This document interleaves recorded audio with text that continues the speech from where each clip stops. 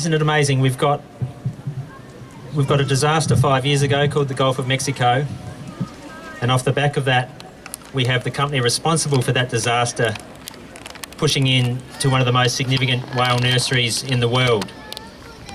The head of the Bight Whale Nursery and the Great Australian Bight Marine Park is now the target of big oil, and BP in particular being the most advanced of the applicants there.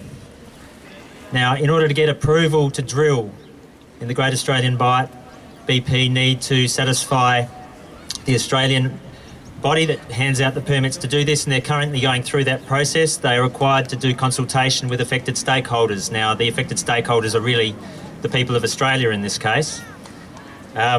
We had them present a very generic PowerPoint to us only a few weeks ago as part of their presentation, supposed consultation, if you like, which is, as I said, required in order to get the approvals. We've been asking now for a long time for BP to release their oil spill modelling and plans in terms of how they're going to deal with a scenario like the Gulf of Mexico out here. The Great Australian Bight, some of the most remote waters, some of the roughest waters, some of the deepest waters on the planet, but also home to some of the most important whale grounds in the world. Now, this is not just some random spot. This is a very significant marine environment that needs to be protected. And in fact, the area already has marine parks through it, both at a Commonwealth and a state level. And this has been recognised for a generation already, the significance of this area. So how dare these companies propose to go straight into a whale nursery that's been recognised internationally as something that we need to protect. I received a letter from BP this week, and I'll read some comments out of it. It basically says, "You may have seen recent media alleging that BP has refused to disclose the results of its oil spill modelling. This is not true."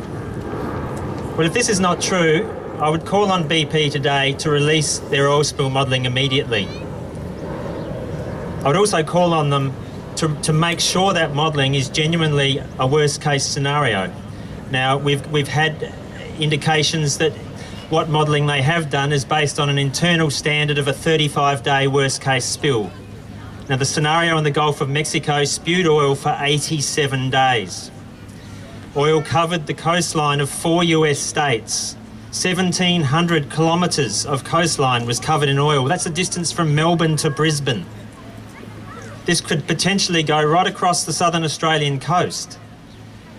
So we're calling on BP today to release their modelling if they're claiming that it's not true, that they're refusing to release it.